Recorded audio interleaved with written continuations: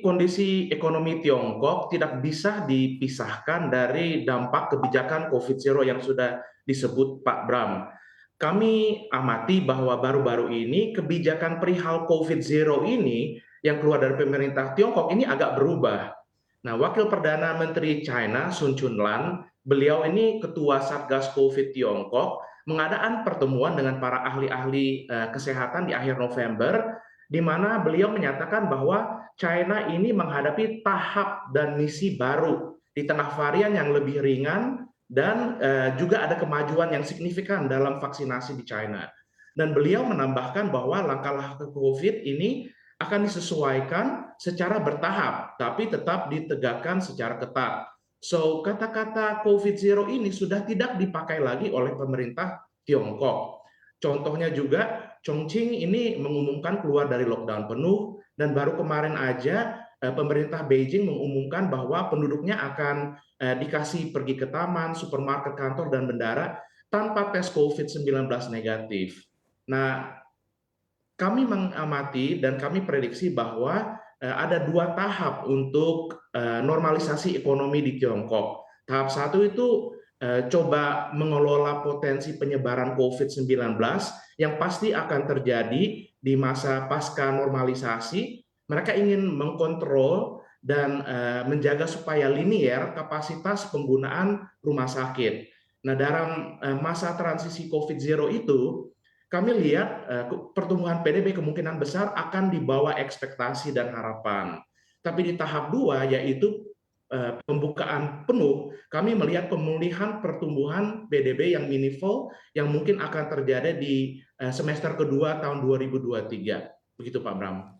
Oke, baik Pak Hans, ini juga Anda kita mengamati survei dari Reuters yang mana juga pertumbuhan ekonomi China akan berjalan cukup melambat begitu atau akan berada di 4%-an saja dalam waktu yang cukup lama. Anda mengamatinya terkait survei ini, apakah memang sektor-sektor ataupun sektor mana saja yang kiranya di tanah air yang juga akan terdampak cukup dalam dari hal ini? Sebenarnya strategi COVID Zero-nya Tiongkok itu membatasi output dan menekan permintaan konsumen di Tiongkok. Tentu saja ini mempunyai dampak global dan punya dampak signifikan untuk Indonesia. Nah, perlambatan ekonomi Tiongkok ini membebani demand untuk produk-produk dari Indonesia.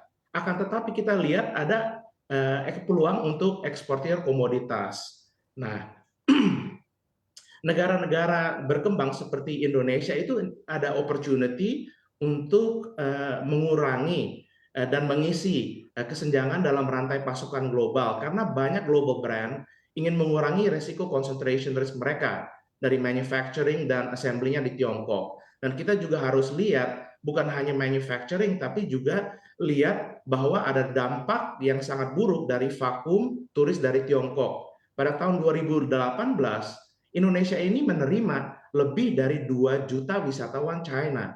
Ini tentu saja merupakan lost capital inflow yang cukup besar untuk Indonesia, Pak Bram.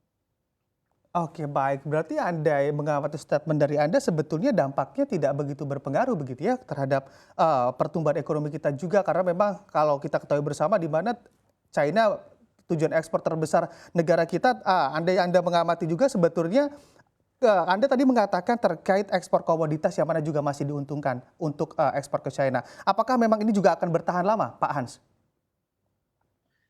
Ini sangat tergantung dengan exit strateginya Tiongkok dari COVID Zero strateginya ya.